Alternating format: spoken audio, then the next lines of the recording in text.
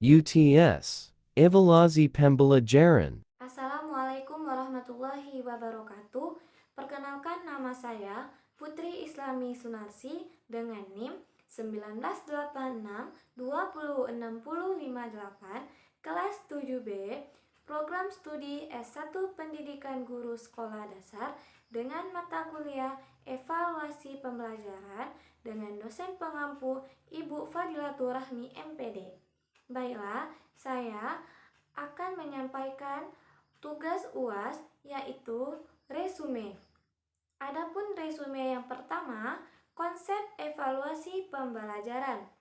Menurut Benjamin, evaluasi merupakan pengumpulan bukti yang cukup untuk dijadikan dasar penetapan atau dasar tindakan perubahan yang terjadi pada peserta didik.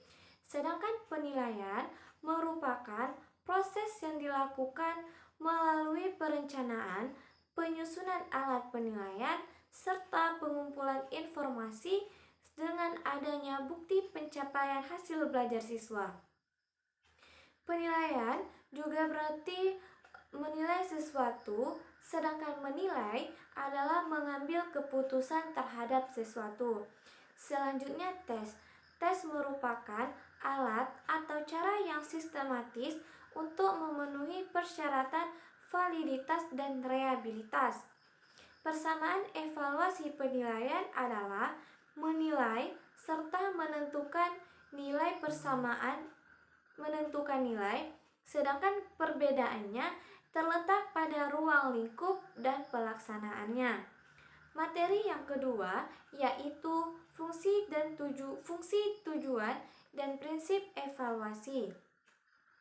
Evaluasi pembelajaran merupakan kegiatan yang dilakukan oleh guru dalam menyampaikan materi.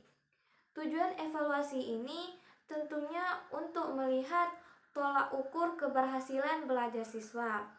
Fungsi dari evaluasi pembelajaran yang pertama untuk mengetahui kemajuan dan keberhasilan siswa, untuk mengetahui tingkat keberhasilannya, dan untuk mengetahui bagaimana cara membimbing siswa tersebut.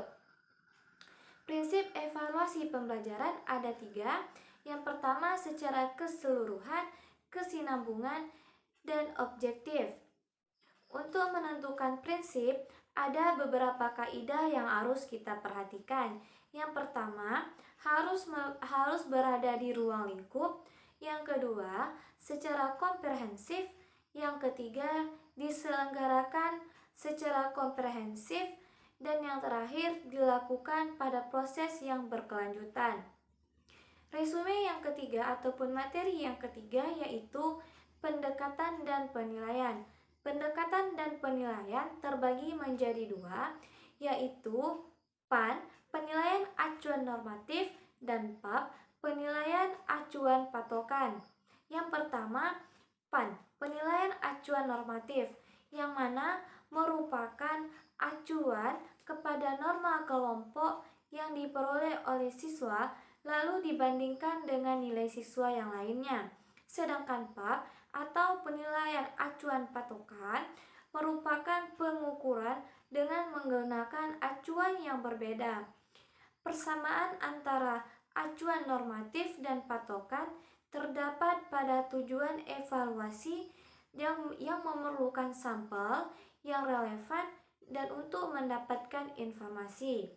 Adapun keunggulannya yaitu penilaiannya ini berdasarkan referensi norma atau kelompok.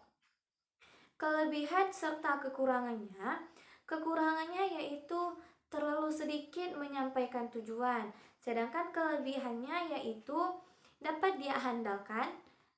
diandalkan. Resume yang keempat ataupun materi yang keempat yaitu ruang lingkup evaluasi pembelajaran. Ruang lingkup evaluasi pembelajaran yaitu berkaitan dengan cakupan objek evaluasi itu sendiri. Jika objek evaluasi tentang pembelajaran, maka hal yang berkaitan dengan pembelajaran menjadi ruang lingkupnya.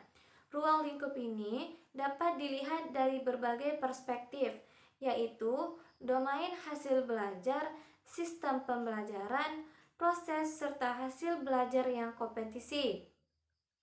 Materi yang kelima, penilaian teknis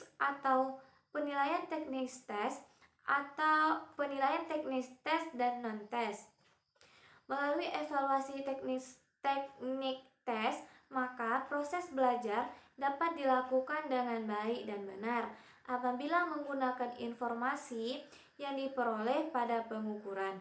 Sedangkan non-tes biasanya dilakukan dengan cara mengadakan wawancara, pengamatan, sistematis, dan menyebarkan angket.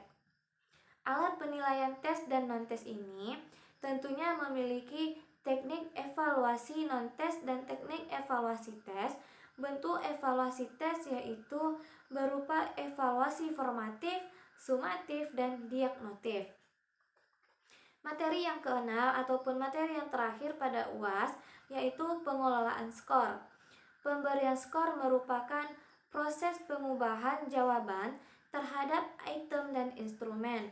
Angka hasil penilaian yang diperoleh menjadi nilai, sedangkan pengelolaan dan pengubahan skor mentah menjadi nilai yang dilakukan dengan mengacu kepada kriteria atau patokan. Langkah-langkah pengelolaan data skor. Yang pertama, tentunya men-skor, lalu kita merubah skor, yang mentah, selanjutnya kita mengkonferensi skor, dan yang terakhir kita melakukan analisis skor. Mungkin hanya itu yang dapat saya sampaikan. Masih banyak kekurangan, mohon maaf apabila kesalahan. Wabillahi taufiq wal hidayah. Wassalamualaikum warahmatullahi wabarakatuh. Terima kasih.